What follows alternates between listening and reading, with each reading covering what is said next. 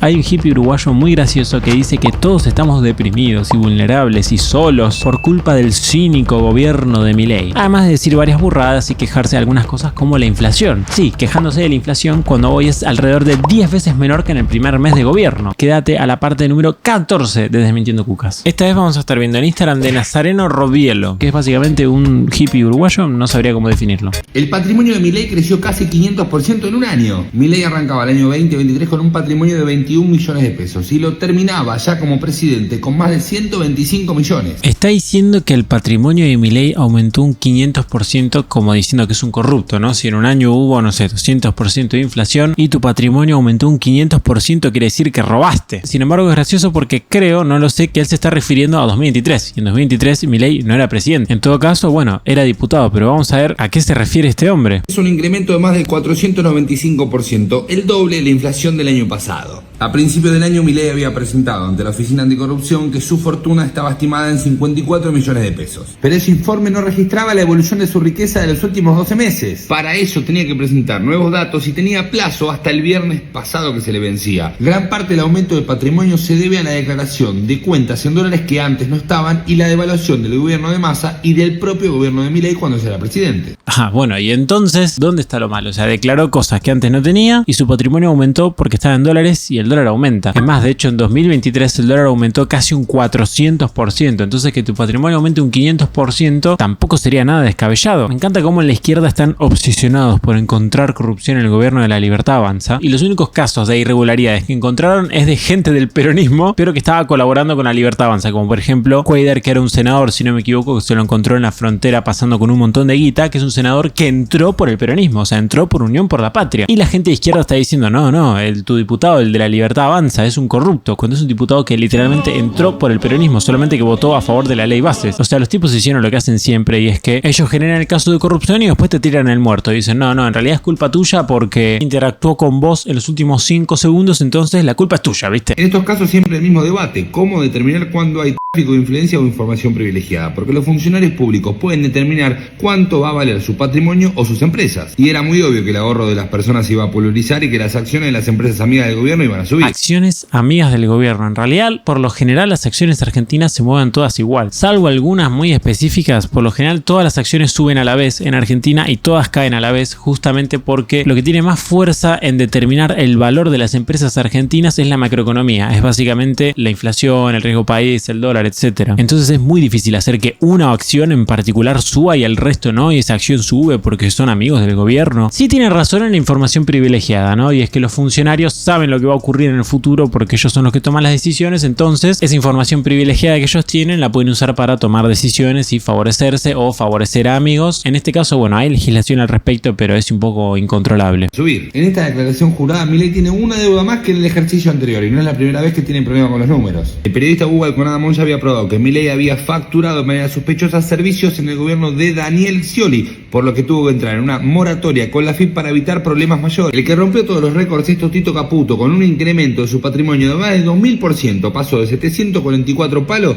a 15.000 millones de pesos. Cuando te dicen que los salarios le ganaron 5 meses consecutivos a la inflación, están hablando de la de ellos. Bueno, top críticas pelotudas, ¿no? Porque lo de que los salarios están creciendo hace un montón de tiempo es real, y lo de que los políticos tienen guita, y sí, amigos, son políticos, o sea, ya lo sabemos eso. Aparte de que se están congelando un montón de salarios, ¿no? Entonces, en ese caso, esta crítica no sé si le cabe mucho a este gobierno. Sí, tal vez más a otros gobiernos de otro signo político, en el que de repente tipos normales que no tenían ningún tipo de riqueza más allá de la que puede tener cualquier persona, pasaron a ser de los mayores dueños de terrenos de todo el país. Sale Aerolíneas y entra Flybondi. ¿Viste que quieren vender Aerolíneas, Intercargo y todo lo que se pueda de este país? Acá te van un par de datardos de todo lo que hay detrás. Bueno, primero que nada, que no se quiere vender todo lo que hay en el país, se quiere vender lo que no funciona, lo que te hace perder plata sistemáticamente. Y uno de esos casos es Aerolíneas Argentinas. O sea, realmente es indefendible lo de Aerolíneas Argentinas. Se la pasa perdiendo guita. Todos los años pierde plata. No hay ningún año en el que gane plata. Todos los pierde. Y digo, al fin y al cabo es una empresa. Su objetivo es ganar plata. Si la empresa no está ganando plata, quiere decir que el servicio que está dando no es valioso, porque la gente no estaría dispuesta a pagar lo que la tarifa dicen que tienen que pagar por los servicios que brinda, además de que encima Aerolíneas Argentinas es una aerolínea carísima. De hecho, con las pérdidas que ha tenido Aerolíneas Argentinas desde la última vez que la estatizaron, ya nos podríamos haber comprado varias aerolíneas de las extranjeras que sí funcionan. Esta empresa es de las peores de todo el país, nos hizo perder un montón de plata y encima todo el esquema legal que existe en la Argentina para protegerla nos hace mierda. Hace que Argentina sea uno de los países con peor interconexión entre sus provincias, entre su territorio, justamente porque hay poca competencia de aerolíneas para proteger a Aerolíneas Argentinas, que encima es una mierda y pierde plata. O sea, es todo un desastre, todo un desastre. Aerolíneas Argentinas conecta puntos donde no llegan ni trenes y hay muy pocas rutas. Por Efectivamente, los aviones muchas veces van a donde los trenes no llegan. ejemplo, Tierra del Fuego. Cada vez que un fueguino necesita un servicio de salud que no está en su provincia, tiene que viajar a cualquiera, usa Aerolíneas Argentinas. Y yo agarro y me pregunto, ¿por qué eso no lo podría hacer una aerolínea privada? Vos me decís, no, bueno, pero en Tierra del Fuego no existen aerolíneas privadas, entonces Aerolíneas Argentinas tuvo que salir a cubrir esa necesidad porque el sector privado no la estaba cubriendo, y primero que nada en Argentina está hasta las pelotas de regulaciones en este sector, entonces no lo sabemos, y segundo que para cada demanda existe una oferta. Hay gente que quiere viajar desde o a Tierra del Fuego, bueno, aparecerá una aerolínea y te cobrará lo que te tiene que cobrar. Si los viajes van a ser muy pocos, bueno, los tipos van a tener solamente un vuelo por mes y va a salir carísimo, a menos que querramos tener aerolíneas y que el más del 50% del país, o sea, el más del 50% de Argentina que nunca viajó en avión, le tiene que estar pagando el viaje a esta gente, que de nuevo no es culpa de la gente, es culpa del Estado, que destruyó completamente el sector de las aerolíneas. Para Tierra del Fuego, cerrar Aerolíneas Argentinas sería cerrar el acceso a la salud. Desde el liberalismo te van a decir...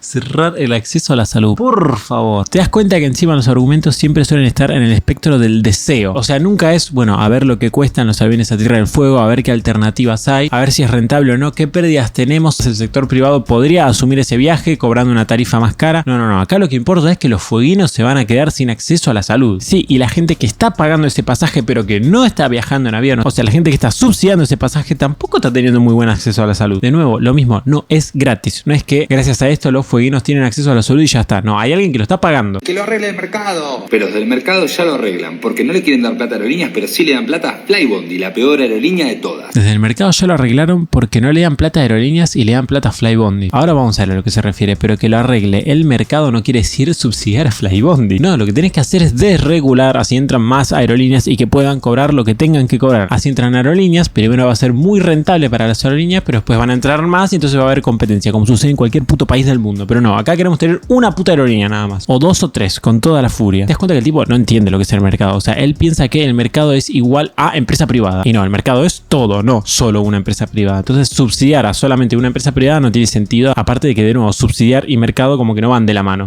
Te cancela todos los vuelos, llega tarde a todos lados, te maltrata a los trabajadores, te maltrata a todos los pasajeros, pero nadie la controla porque es privada. Sobre si nadie la controla o no, no tengo ni idea, no me importa, pero la pregunta es de nuevo, bueno, si el servicio de Flybondi es una mierda y el de Aerolíneas Argentinas es muy caro, bueno, ¿por qué no dejamos que entre otra aerolínea? No, los tipos son cabeza duras, ¿viste? Quieren resolver todo con Aerolíneas Argentinas. Flybondi o cualquier aerolínea comercial no va a destinos que no les sean rentables, y en todo el mundo la conectividad está subsidiada. Sí, pero está asumiendo que ir a Tierra del Fuego no es rentable. ¿Por qué estás asumiendo eso? Siempre existe la opción de la rentabilidad mientras que el precio pueda superar a los costos. Y él dice que la conectividad está subsidiada en todo el mundo. Está bien, te puedo llegar a permitir que subsidies algunos viajes muy random también, como a Tierra del Fuego o a lugares medio inhóspitos, pero en Argentina todos los vuelos a todos lados están subsidiados porque todos o la gran mayoría son hechos por Aerolíneas Argentinas, que es una empresa estatal que pierde plata. En el mundo no funciona así, en el mundo no es que todos los vuelos están subsidiados, no, solamente algunos. Pero no lo entiende, no entiende que con competencia de empresas todos tendríamos un servicio mejor. Sería más baratos, los argentinos no tendríamos que asumir las pérdidas y habría más y mejores vuelos. En San Juan, Flybondi estrenó conexión con Buenos Aires y le cobra al Estado sanjuanino más de $1 millón y 13.000 pasajes estatales. El convenio indica que si la compañía Flybondi no tiene 85% de ocupación, puede usar los pasajes estatales, pero además, si durante 2 meses consecutivos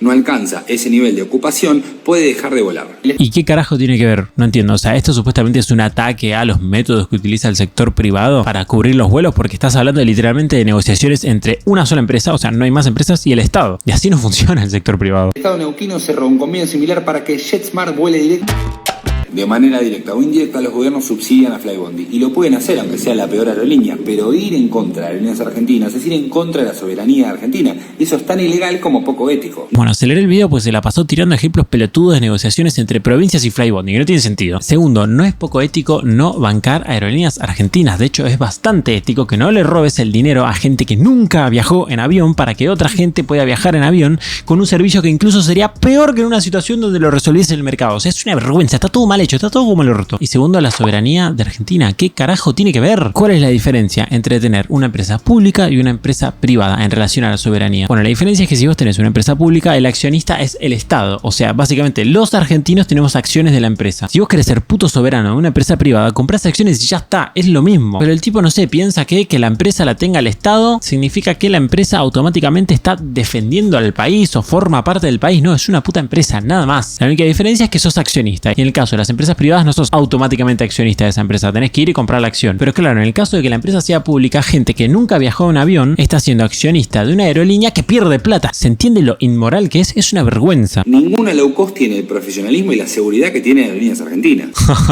Bueno, si comparamos Aerolíneas Argentinas con el resto de aerolíneas en el resto del planeta Tierra, Aerolíneas es una vergüenza. Tiene como el doble de empleados del promedio, es cualquier cosa. Ahora, si venden aerolíneas e intercargo, ¿quién se va a hacer cargo de esos negocios? Empresas privadas, no es tan difícil. Imagínate un país que no tenga ningún vuelo. Hay gente que necesita volar y va a estar desesperada por pagar un montón para poder volar. Eso quiere decir que cualquier aerolínea que entre va a poder cobrar un montonazo de guita. Entonces la rentabilidad va a ser altísima. Entonces, como la rentabilidad de estar en Argentina va a ser altísima, van a entrar un montón de aerolíneas. ¿Y qué pasa cuando entran muchas aerolíneas? Bueno, que empiezan a competir, bajan los precios y tenés muy buenos servicios a bajo costo. Ya está, no es tan complicado, es lo que hicieron todos los países. Galperín, Ormequian, todos los que están buitreando alrededor del gobierno, el negocio es redondo, pero para los amigos. Y bueno, siempre absolutamente todo termina en que es un negocio entre Milei y Galperín o Urnequian o estos empresarios. No les da la cabeza, por Dios. Para el gobierno la desigualdad no existe. Fideo con tuco. Hay desigualdad de origen, desigualdad de género, desigualdad de competencia, de clase, etc. Pero el gobierno no cree en esto, porque la teoría que sigue el gobierno no lo avala. Bueno, esto es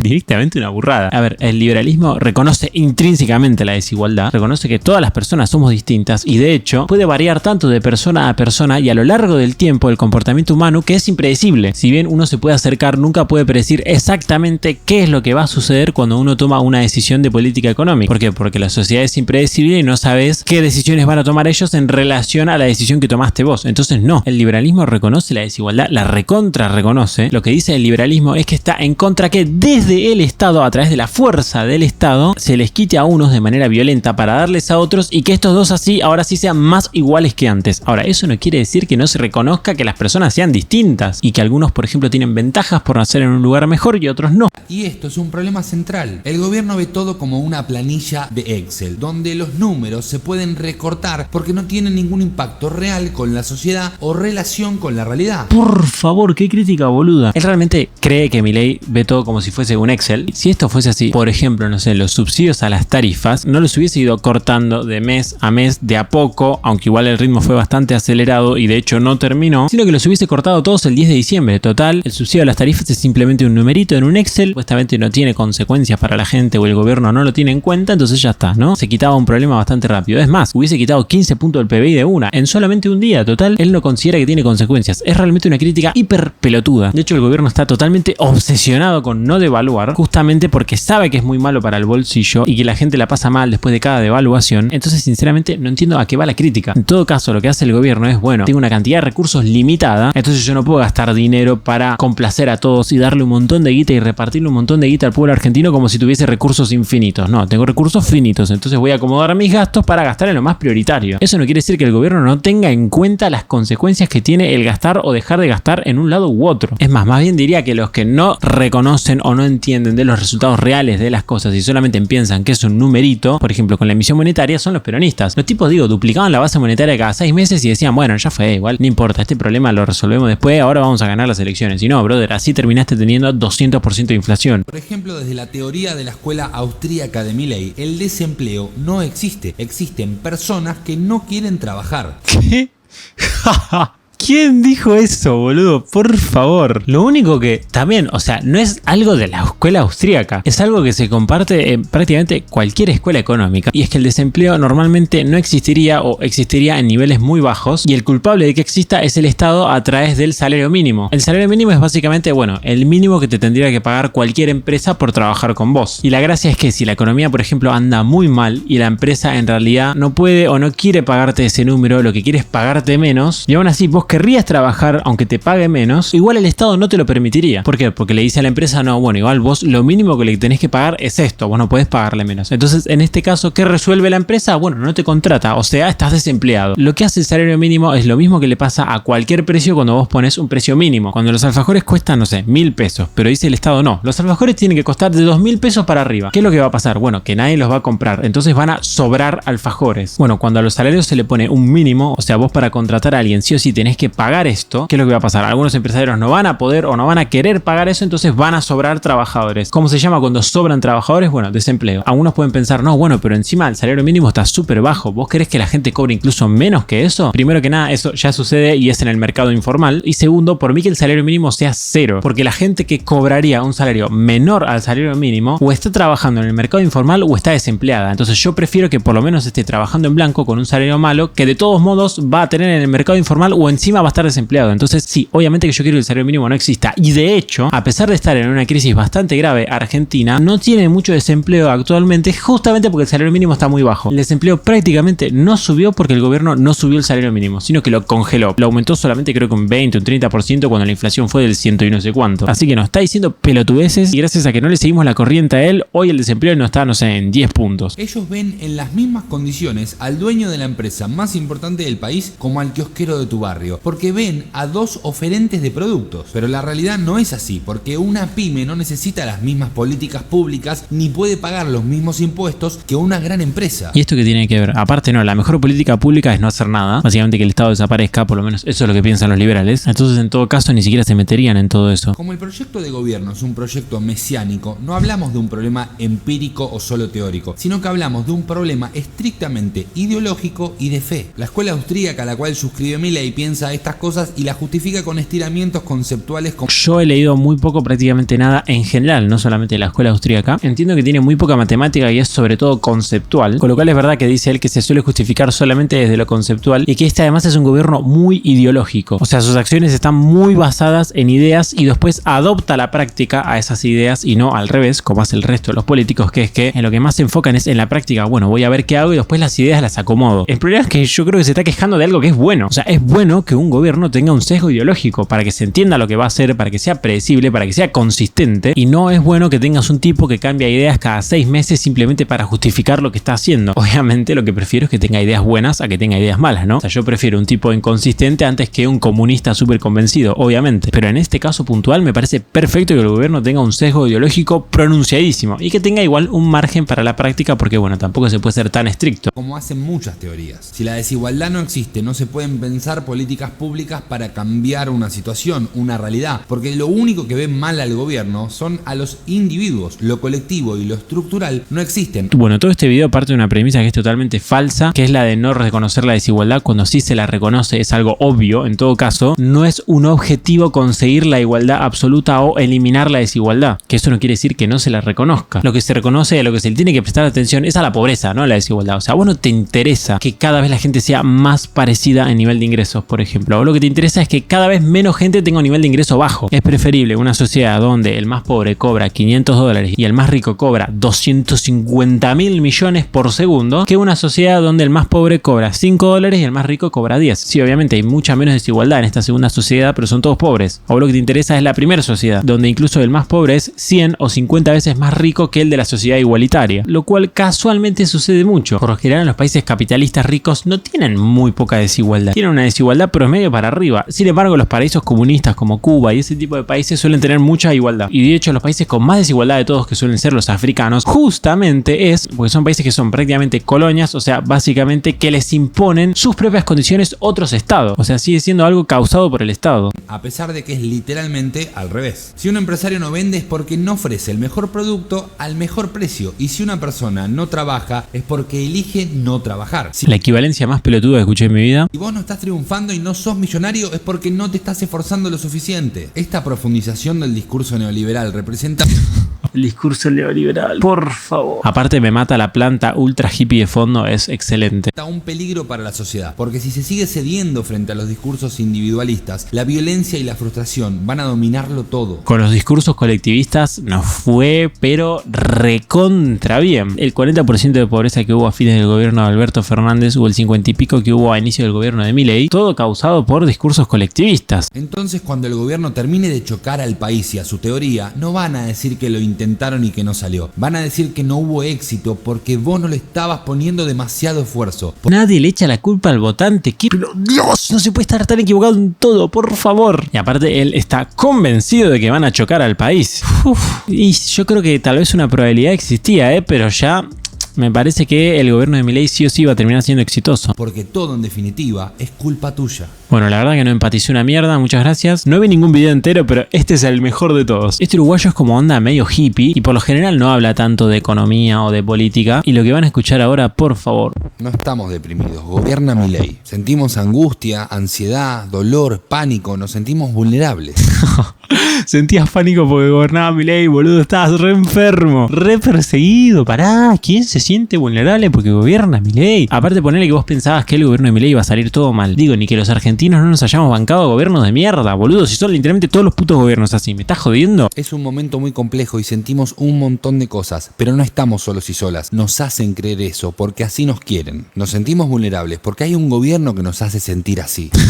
Ni en pedo admitir que estás un poco perseguido. No. Es Milei que te persigue todos los días. Vos no te das cuenta, pero vos tenés un clon de Milei persiguiéndote todos los días desde atrás que por telequinesis te inyecta vulnerabilidad. Si sos zurdo, ¿no? O sea, si sos de derecha te está inyectando testosterona y básicamente tus músculos se van a duplicar en cuestión de 2 o 3 años. Que está dañando de forma violenta todo el tiempo a todo el mundo. Entonces sentimos que todo el tiempo puede pasar algo malo y pasan cosas malas. Y eso me parece gracioso porque yo creo que es más bien todo lo contrario. Los primeros meses han sido muy duros, pero ahora es como que no hay malas noticias. No tengo bien la fecha de este video, pero puede que sea bastante viejo, o sea que sea anterior a mitad de año, por ejemplo. Pero intenten recordar malas noticias de los últimos 3 o 4 meses. Literalmente no hay. Y si hay malas noticias suelen ser algo más bien puntual o más bien chiquitito, o sea, no es algo macro de todo el país como que salga un dato de pobreza que subió 10 puntos, por ejemplo. Es como que en general las cosas importantes están yendo todas bien y después hay pequeñas inconsistencias o pequeños gestos, sobre todo políticos, que no le gustan a algunos sectores de la sociedad, pero no es como este dato que hace fracasar al gobierno. En general los datos importantes de momento están todos bien y hace varios meses que no hay ninguno malo. Mientras que, por ejemplo, con Alberto Fernández era todo lo contrario. O sea, era literalmente todas las putas semanas tenías un dato de mierda que te mostraba la decadencia y la gestión nefasta que estaban llevando a cabo. Y eso nos agobia. Y nos sentimos solos porque nos forzaron a un individualismo que solo puede contribuir a su plan. ¿Cómo hace un gobierno para forzarte al individualismo? No entiendo. Se me hace que este muchacho se siente solo porque, bueno, está, no sé, un poco obsesionado con el tema y le debe dar 20 vueltas en la cabeza a cada medida que toma Milei y por algún motivo siempre llegará a la conclusión de que esto es contra las minorías y para hacernos sentir solos. En este continente lo comunitario siempre fue un rasgo principal. Solos no podemos nada, todo es comunitario. Y justamente este sistema crea seres humanos a los cuales les cuesta la comunicación y pedir ayuda. ¿Qué tiene que ver eso con Milei? Los jóvenes últimamente utilizan mucho el celular y sociabilizan menos. Si no hubieses votado a Milei, esto no hubiese pasado. Hoy nos quieren seguir haciendo creer que el otro es el problema. Y algunas personas lo creen, se vuelven más egoístas, se aíslan o tenemos miedo de relacionarnos. Porque obvio que lo comunitario puede ser renunciar a una parte de uno. Pero nada más sano, nada más necesario en este tiempo que pedir ayuda, reconocerse en el otro, animarnos a tejer estrategias que nos permitan vivir mejor. No sé qué responder. O sea, es como que estuvo 30 segundos hablando y no me llevé nada de información.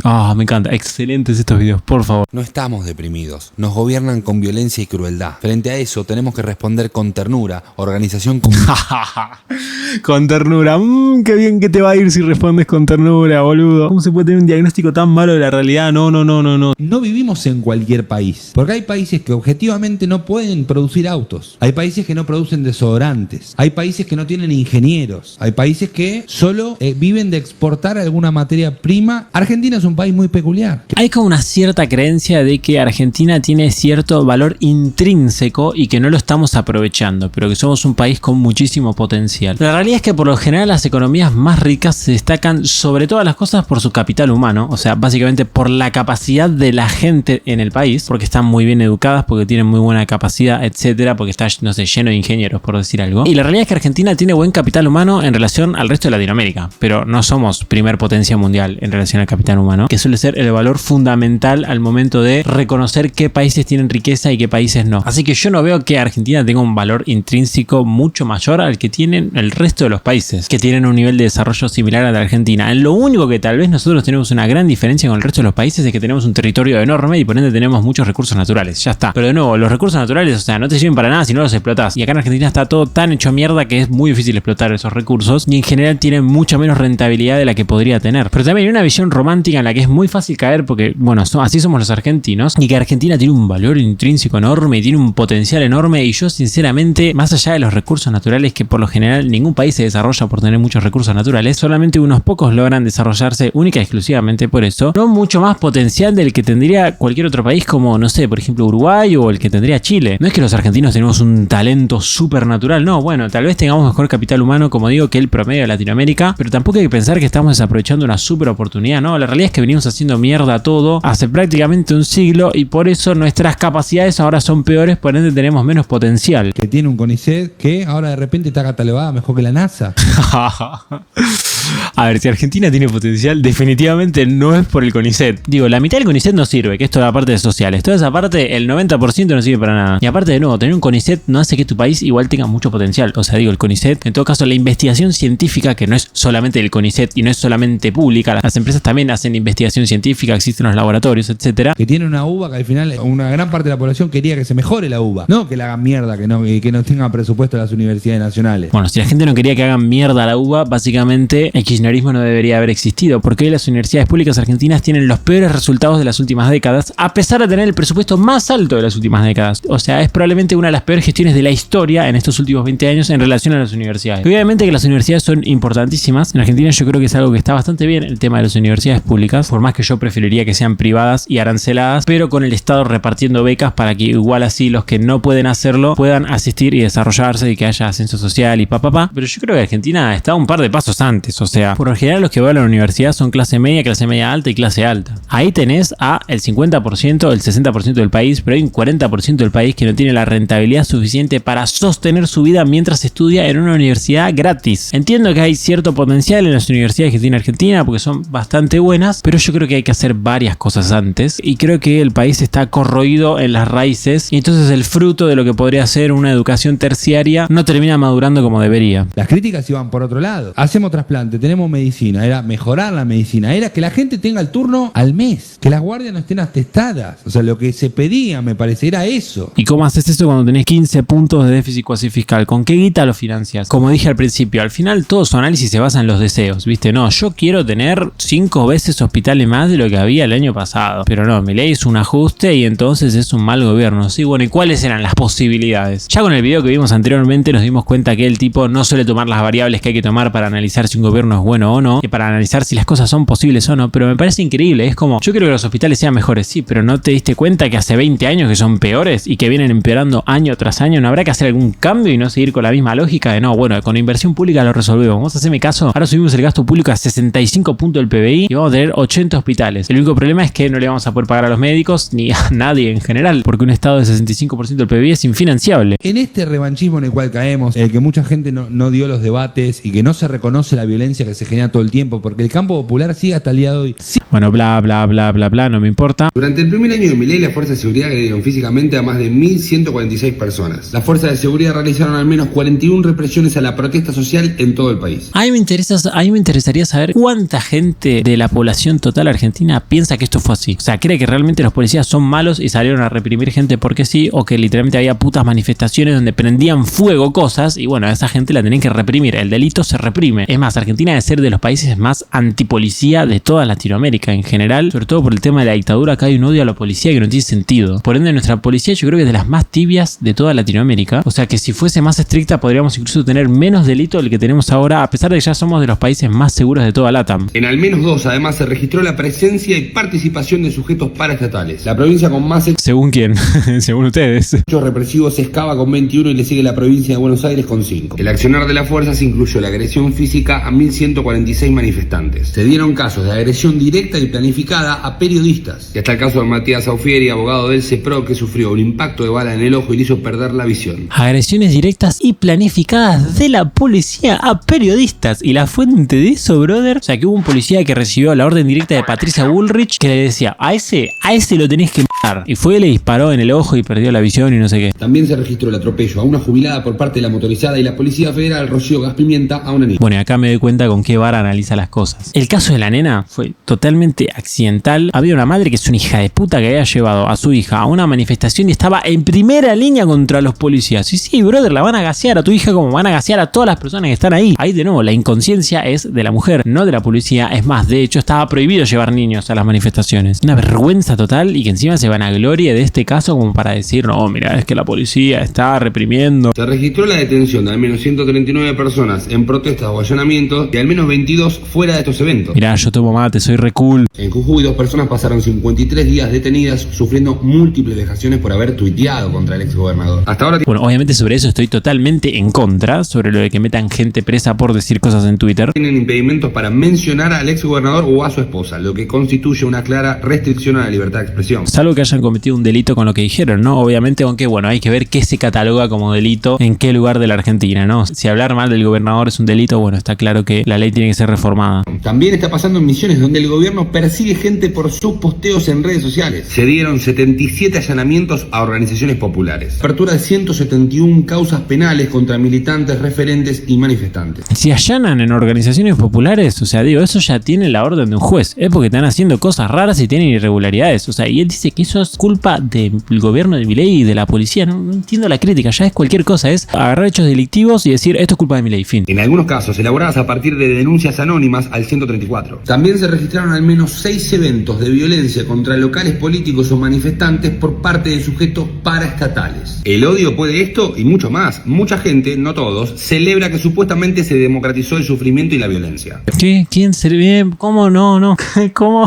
Pero no, porque el cuerpo lo ponen los mismos de siempre. Salud y feliz 2025. Sí, los pelotudos pagan impuestos, esos son los que ponen el cuerpo siempre. Y por último tenemos esta crítica que hace nuestro amigazo al gobierno de Milei por haber cumplido su primer año. Jubilados, pérdida del 5,7% en su haber. Una pérdida muchísimo menor a la que pasó durante el gobierno de Alberto Fernández, recordemos, con un 30%. Quita de medicamentos, mentira, no se quitaron los medicamentos, solamente se sumaron trámites que hay que hacer para poder pedir los medicamentos que son electrónicos, entonces mucha gente no sabe hacerlos. El 25,3% del ajuste estatal fue hecho por jubilaciones y pensiones. Esto es verdad, nada que decir, pero se está recomponiendo, o sea, antes más o menos el ajuste a las jubilaciones representaba casi un 40% del ajuste total, ahora solamente un 25%, y conforme pase el tiempo va a ser un porcentaje menor, lo que quiere decir que el gobierno hizo lo que pudo en los primeros meses para tener superávit fiscal rápido y bajar la inflación, y ahora las jubilaciones se están recomponiendo, o por lo menos el presupuesto. 21% de pérdida comparativa con la fórmula anterior. Sí, bueno, y si comparás la fórmula anterior con la anterior también hubo pérdida. A mí me encantaría saber qué prefieren los jubilados, si una fórmula que se actualiza mitad salarios e inflación, o otra fórmula que se actualiza solamente por inflación como es la de Milei. La fórmula de Milei es mala cuando los salarios crecen y es buena cuando caen, y la otra al revés, ¿no? Con lo cual en los últimos por lo menos 10 años hubiese sido mejor la fórmula de Milei, justo en este año no es la mejor. Aún así, de nuevo, kirchneristas quejándose de que las jubilaciones son malas. Bueno, no hubieses triplicado la cantidad de jubilados a través de la moratoria, haciendo que a los jubilados que en realidad les correspondía la jubilación ahora estén cobrando un tercio de lo que deberían. Una estafa total. Los medicamentos representan al menos 25% de su jubilación. Bueno, no hubiese dejado jubilaciones de $80. Fíjense como todo lo que cae son salarios públicos y planes sociales. Las jubilaciones caen un poquito y sube muy fuerte la asignación universal por hijo, que es uno de los únicos planes sociales que no tiene intermediarios. El único recorte que a mí tal vez no me gusta de acá es el recorte a los salarios docentes, pero tampoco me gusta el rendimiento de los docentes en general. Realmente me parece que el 40, 50, 60% por lo menos de lo que tuve yo son malísimos. Entonces bueno, es como que también me gustaría que mejoren ellos, ¿no? 261.000 puestos de trabajo se perdieron en un año, 16.000 empresas pymes cerraron en solamente 10 meses, los salarios de los trabajadores informales perdieron en promedio un 22% frente a la inflación. Pero los salarios informales no lo sabemos porque no tenemos los datos actualizados, tienen como 4 meses de delay, así que no lo sé. Lo de los puestos de trabajo me lo tenés que comparar con el año pasado porque si no, no tiene sentido. De hecho, el desempleo subió solamente 1 punto, si no me equivoco, que es muy poco para el ajuste que se dio y está bajando, o sea que también es una crítica, es una boludez. Y lo de las empresas que cierran también no es un número muy importante. Vos sobre todo lo que tenés que ver es el nivel de inversión, ¿no? Eso es lo que determina si va a haber más empresas o menos en el futuro. Y es verdad que la inversión durante el primer año de Milei cayó, pero bueno, se está recuperando. Veremos hasta dónde llega. Inflación interanual de 150 promedio. Bueno, ya que te quejes de la inflación es para cagarse de risa. Recibe una inflación mensual en torno al 12%, la última dio 2,7%. ¿Por qué no dice la mensual en vez de la interanual? Me parece una joda. Consumo de leche caída del 16%, carne vacuna 11% menos en octubre, yerba menos 9%. ¿Cuál es el primer paso para que la gente tenga más ingresos y por ende tenga la posibilidad de consumir más? Que baje la inflación. Bueno, la inflación está bajando, listo, boludo. ¿De qué te quejas? ¿Qué te pensás que ibas a poder mantener el consumo alto hasta la eternidad con 400% de inflación en 2024, por ejemplo, o 1000% en 2025 con la tendencia que había de inflación creciente que se duplicaba todos los años? ¿Qué manera boluda de analizar la realidad? Es como pasaron cosas y es malo, listo. Nunca analizar por qué pasaron, quién tiene la culpa, qué medidas se podrían haber tomado, cuáles eran las alternativas, nada. No, hubo 150 de inflación interanual promedio, pero la inflación interanual bajó, no, pero hubo 150. 55% de pobreza promedio, 18,1% de indigencia. Bueno, la UCA ya nos demostró que la pobreza bajó y bajó muchísimo e incluso está más baja que durante el gobierno de Alberto Fernández, así que no sé muy bien de qué se está quejando acá. Pérdida promedio del 10% interanual en recaudación de impuestos. Y esto no es, o sea, esto no es algo malo, esto es algo positivo, por lo menos para como nosotros vemos la economía. Está perfecto que el Estado recaude menos impuestos. Bueno, acá está el ajuste dividido por rubros. Yo tengo un video hablando sobre eso que lo pueden ver, se los dejo acá arriba. Y la actividad económica que está mostrando datos viejos porque esta publicación es vieja igual, pero esa liñita que se ve que va hacia abajo en realidad no existe. El INDEC corrigió los datos, acá les voy a estar mostrando el gráfico que realmente corresponde y básicamente es una putísima B corta, o sea, no hay confusión. Pérdida de salarios. Bueno, también, ¿cuál es el primer paso que hay que dar para que los salarios se recuperen? Que baje la inflación. ¿Qué está haciendo el gobierno? Que baje la inflación. Aparte de que los salarios en general, el total, el promedio, vienen creciendo hace más o menos 8 meses seguidos. Habría que ver qué sectores se está agarrando para ver qué salarios se están perdiendo, porque muy probablemente no esté agarrando a los sectores en los que los salarios estén subiendo y por ende compensen la pérdida de estos para que el promedio te dé positivo hace 8 meses. Según Opina Argentina, la popularidad del presidente llegó al 53% en diciembre, a pesar de todo crece 7% desde octubre, o sea, básicamente la gente banca. ¿Quiénes ganaron? Y acá están mostrando empresas que básicamente tuvieron ganancias.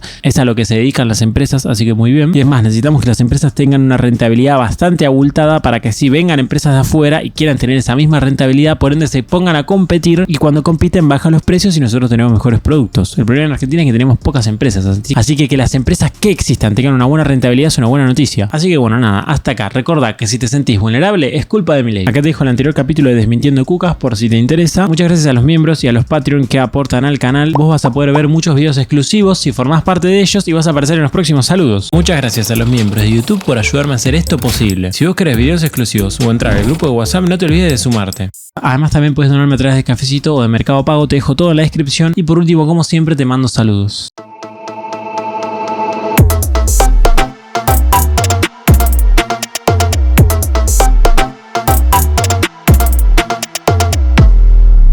No puede ser que siempre que grabo esté maullando.